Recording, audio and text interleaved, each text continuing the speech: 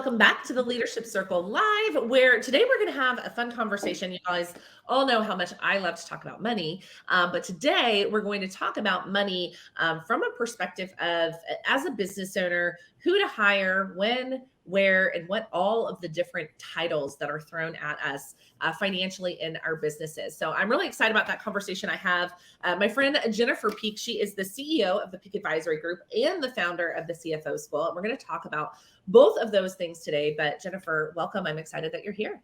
Thanks. Glad to be here. Awesome. So let's start with kind of tell your story a little bit, because you have, the traditional corporate, became an entrepreneur, again, started the advisory group, and then eventually launched the CFO School. Kind of walk us through that story of your history. Sure. So I followed a very traditional path at the beginning of my career, and actually for a lot of my career. I spent my first 5 years in public accounting on the audit side with a firm in Kansas City, and got my CPA designation as a part of that process, and still hold that CPA designation. Yeah. Once I left public accounting, I went into large corporate accounting and did that for about 15 years. And that was with Sprint. And I started out on the PCS side, but it was with Sprint, which is now T-Mobile, and did all kinds of things, right? The accounting, financial reporting. We were publicly traded, so we had a lot of things that most small to mid-sized businesses won't have to worry about. Right. But it was a very interesting process. And then I left Sprint in mid-2010, and that's when I started Peak Advisory Group. And what we focus on, and the companies that we work with, are very traditional small to mid-sized companies. The vast majority of our clients have some sort of inventory. They have accounts receivable, they have accounts payable. We do have some service-based companies, but a lot of our clients have those more, messy types of things to work with. And we provide business valuations, financial due diligence, outsourced controller and CFO services. We really work with a lot of businesses who are in some sort of growth or transition stage. Okay. So transition could mean intergenerational transfers from parents to children. It could mean somebody who's buying or selling, those different types of nuances. And our CFO clients kind of run the gamut. And then I founded the CFO School about 1.5 years ago, because there's really a strong need for small to mid-sized companies to have access to CFO expertise. And I know we're going to talk more about that in a little bit, without having to hire a full-time CFO. And most of them don't need a full-time CFO. Sure. They just don't need the skill set, and they don't need to pay for it. Right. So then essentially, the advisory group is serving the client, and the CFO School is helping people who are maybe bookkeepers or CPAs amass the skills that they would need to offer CFO services to. Absolutely. Yep. Okay. Perfect. So let's talk about that, right? It's like bookkeeper, CPA, accountant, CFO, in non financial terms. Like, what does that mean? And which ones are synonymous? Which ones aren't? Can you just kind of walk us through that a little bit? Because I think that's where so many of those questions are. People are like, well, I have a bookkeeper. Do I need a CPA? At what point in my business do I need to look at CFO services versus just working with my CPA? That's really, those I know questions I've had in my business, Jennifer. So I'd love to hear you kind of walk us through that. Yeah, so I'll do my darndest to use plain English, which is what I always try to do anyway. Dumb it down for us, friend. Dumb it down for us. Right. So the first thing that I will say is the primary thing to know about the CPA moniker, if you will, is that is a professional certification and accreditation. Okay. Right. So there's a level of education that's required. And then there is an exam process, a certification. There's ongoing educational requirements every year. So that is a thing that's unique to it versus any other thing that we're going to talk about. Okay. Now, a CPA can fill any of the other roles. Got it. So they could be You a may not bookkeeper, need a CFO. CPA to do your bookkeeping, Right. Sure. right? But they could fill any of those other roles. Got it. A bookkeeper is somebody who's very transactional in the duties that they're performing. Mm-hmm. And for most businesses, it'll be the first one you need to hire. Mm-hmm. And it'll be the one you need to keep. Yep. Right? Because unless you're going to sit there, you as the business owner, or you as the business owner, are going to put the invoices to the customers in, the invoices from the vendors in the system, pay the bills, do the monitoring, check, all of those daily activities that need to happen just to keep the wheels on the bus from a cash flow perspective. Right. Those are the types of things that your bookkeeper is going to do. Great.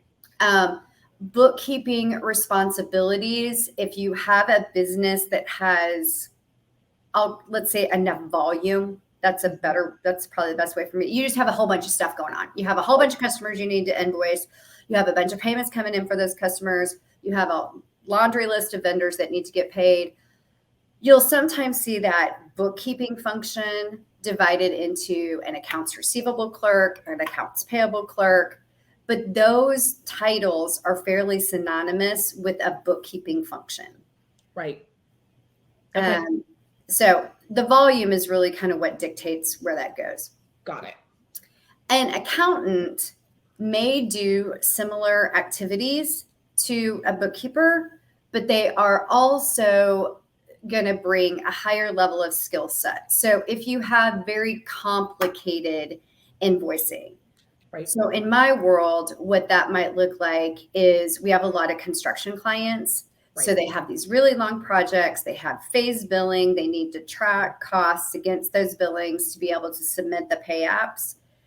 So you might need somebody who's a little bit higher level for that activity. That doesn't mean they need to be a CPA, but they need to have a little bit more expertise and understanding of maybe the industry or the customers, things like that.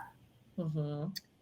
And the other things that you'll often see accountant levels do, so think of this like a staff accountant or even an accounting supervisor, they would do more oversight functions. So they might do the month-end financial statements, the bank reconciliations, elements like that, where they're, I don't want to say necessarily reviewing somebody else's work, but they're bringing it more together, right? So they do more holistic level work than just the transactional work that a bookkeeper's doing. Okay. You may or may not need an accountant depending upon your company, but you're going to definitely need to keep that bookkeeper. Got it.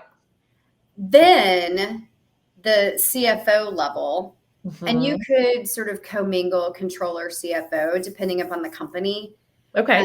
But the controller is looking at the synergies or the integration between the operations and the finances. Got it. So this is, here's what all of the people doing the work are telling me is happening, and here's what I see in the financials, and how do those two things come together? So they're doing the analysis, they're doing the oversight, the reviews, having the conversations with the other members of the management team, and helping them make sense of it. The CFO could also perform those functions, but the other key element of a CFO and their responsibilities is that they're going to be looking forward. Got it. So they're using the history to help, do budgeting and forecasting and financial projections and business cases and business models. And should we buy this piece of equipment? Should we go into that new geography? Right? Like that's the value of a CFO. And for a lot of small to mid-sized businesses, I mean, they don't have those questions all the time. Sure. Right. So when they need to tap into that expertise, they need to tap into that expertise, but they don't need it, and they certainly don't need a full-time CFO. Yeah. So when somebody's thinking of adding payroll, right? Like, who is the person that would be best suited to help with that? And I understand there's like payroll software, but the questions I know that I found most valuable and having access to people answer is like hiring in different states and requirements in Yeah. different states and all those different things. So who is the person that would be most beneficial to an organization that's hiring full-time W-2 people, maybe in multiple states? Who's the person that's best suited to consult on that, Jennifer? So I would definitely recommend that, like, truly a CPA. Okay. So we didn't really talk about Yeah. other than that designation. So Sure.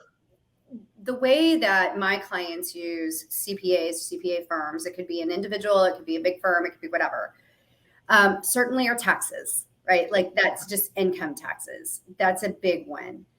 And those firms should also help business owners project their taxes. Mm-hmm. Yes. So you don't want to, where I think some businesses don't utilize their CPA firms as well as they could, assuming that the CPA firm can do this, is like they get their taxes done at the extension deadline. Well, 9 months of the year, of the most recent year, have already passed, and you just got your taxes for, a year ago.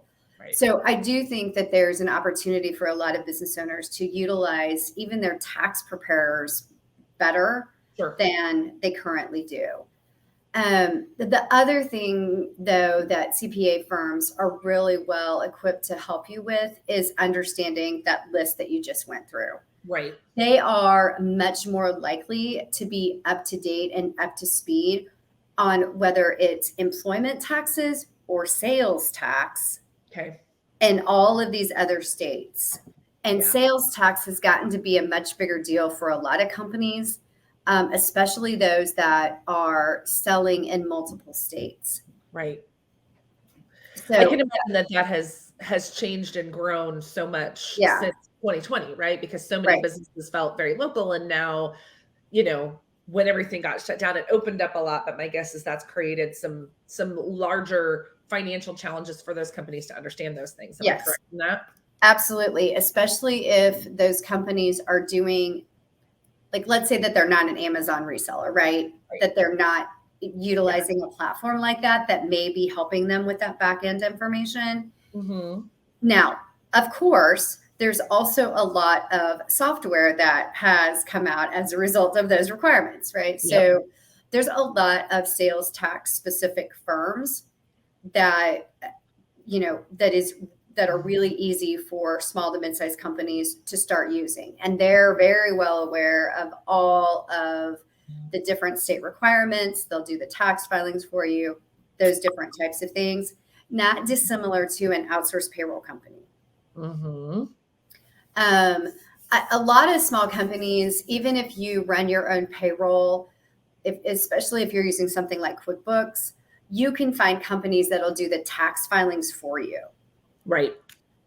So one of the distinctions that I also think, smaller to mid-sized business owners need to think about is what I'm asking a one-time question, or is this a process somebody needs to run? Right. So if you have a question about, if I want to hire somebody that lives in Colorado, what do I need to know about Colorado to make sure that I'm getting everything set up correctly, versus I'm running a payroll process that pays somebody in Colorado? Because, your CPA firm might give you all the guidance that you need to get them set up correctly. And then somebody inside your company can take it over and just do the processing. Right. Right. So I think that's the other opportunity in all of these positions, is to say, what is my real current need versus my ongoing need? Mm-hmm. Mm-hmm. And there's a lot of, going back to our comments about in the last couple of years, there's a lot of things that have evolved in terms of what's available for you to solve your problem a certain way, right? It used to be that you absolutely had to hire full-time people and bring them into the office and set them up with everything and pay all their benefits and right? And that's just not true anymore. Right. So for that small business, because I see this very specifically in like the beginning of the growth phase, right? Where it went from like almost self-employment to hiring, right? Like that's the biggest pain point where you see people either bite off more than they can chew, meaning like, they're like, I'm going to go straight for the fractional CFO, Right. Or stay like, I'm just stuck here, or I'm just going to stick with my bookkeeper. But like, there's that middle ground. So what I'm hearing you say is that middle ground is like an accountant CPA can get you by for a little while until you really need to bring in that CFO. That's but right. There is at some point in time the need to graduate from bookkeeper to probably accountant, CEO, et cetera. Yeah. There will be. And I think, not every bookkeeper, accountant, CPA firm, CFO is created equal. Got it. Right. So I think, it's something to look at, because I've had clients that have CPA firms that nickel and dime them on every time they call. Right. And then I have clients that have CPA firms that are really business partners. Right. So if you're not getting what you want out of any of those service providers, there's plenty of other options. Sure. So what are a couple of the questions that one should ask when it comes to interviewing those types of firms? Like what are the things that, and I know that's probably a loaded question, but what are the things that are probably most obvious to ask that somebody who is brand new to really bringing this person on would need to ask?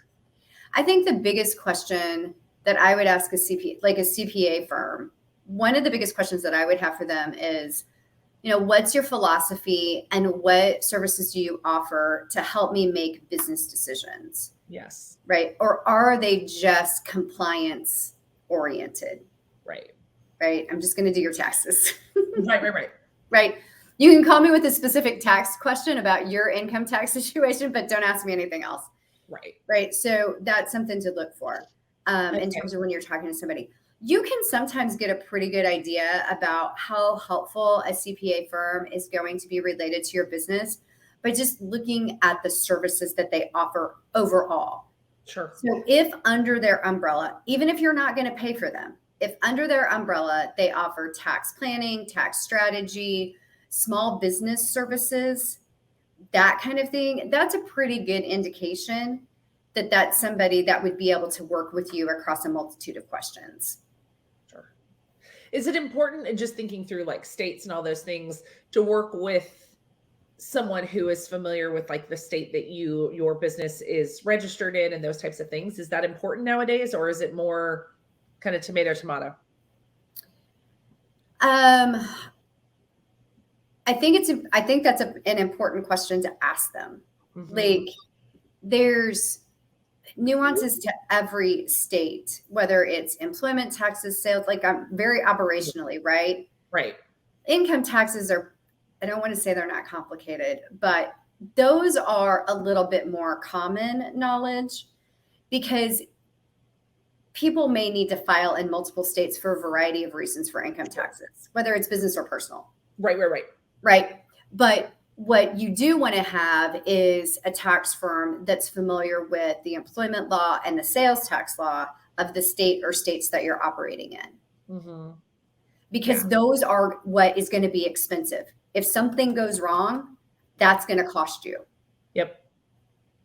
Faster than you can even possibly imagine. Right. Yeah, no, absolutely. Right. Again, in a world where everything feels virtual and a lot of the companies and stuff are, I just wondered if that was important. Because again, like you said, there was a point in time where you would absolutely, your CPA would be in your backyard, those types of things. Right. And now we live in a world where that's not always the case, and our businesses aren't run that way anymore. That's right. Either. But is it important that we find a financial partner who is? But technically what you're saying is just this part of your conversation with whomever it is you're looking to hire is understanding their comfort level in the state that you reside in, the state maybe your employees may reside in, that sort of stuff.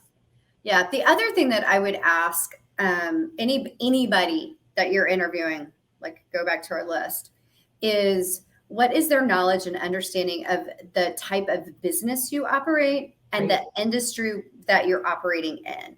Mm-hmm. Right. There's a huge difference between just 100% service, right, product-based, project-based, construction, manufacturing, all of those sorts of things.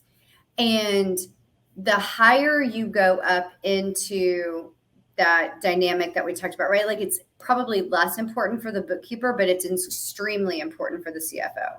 Right. I could see that. Right. Because the again, like you said, that the bookkeeper is just tracking transactions and putting them Right. in the right place, right? Whereas the CFO is helping you look forward thinking. So yeah, if you're a product-based business that has a lot of hard cost or something along those lines, that looks very different than a service-based business where your largest expense is team, that sort of stuff. Is that what you're saying? I am. Yep. And I would say for a lot of businesses at, I'm going to say a certain level, and that's probably not a fair statement. Sure. It's highly likely that your bookkeeper is probably going to be an employee. Yeah. Yeah. Even if it's part-time. Sure. Sure. And what about, I'm going to ask you this kind of loaded question as we wrap up, because, as you know, obviously you work in more traditional business. I have a tendency to work a little bit more, or my career so far has been in, as an entrepreneur, has been more in online, fully service-based. Who is the person who can best help you determine like the thing between like contractor and employee and all of that? Like, is that something that your CPA, CFO is rolling into? Is this an HR consultant? Is this an attorney? Like, who's talking to you about those things? I would say that it's a combination of your HR consultant. Okay. Because so the HR consultant and whoever is doing the payroll, whether that's a CPA firm, whether that's somebody inside your company, whether your CFO is managing it, whatever the case may be. In my experience, the HR consultants are the ones who have a much better handle on testing the criteria of those elements. Yeah. And they're agnostic financially to the outcome of that testing. Perfect. Right. Because I see a lot of people, they're like, well, I'm going to ask my accountant, or I'm going to ask this person, I'm going to ask that person. And I'm like, I'm not sure I've ever known the answer of like, who is the person you should talk to about that. So that definitely makes the most sense. Very good. So final question, because I want to talk about like, so what led to the start of the CFO school, right? So you've had the advisory group for what, 10, 12 years? Yeah. Game. And now you're looking to really educate more people to take their maybe bookkeeping and accounting skills into CFO. What needs have you seen in the market, Jennifer, that has led you to developing out the CFO school and build more of that?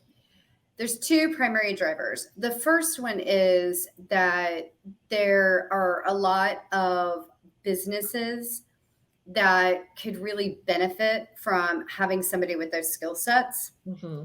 And like true CFO skill sets that are also backed by more financial in the trenches data. And I say that because the fractional CFO landscape has a wide variety of people who perform that function. Sure. And there's certainly space for each one of those types of offerings. Right. But a lot of the people that I would talk to are really in need of, and I had a conversation last week, right? They're really in need of somebody that can speak the language. The CEO wants to have that level of conversation.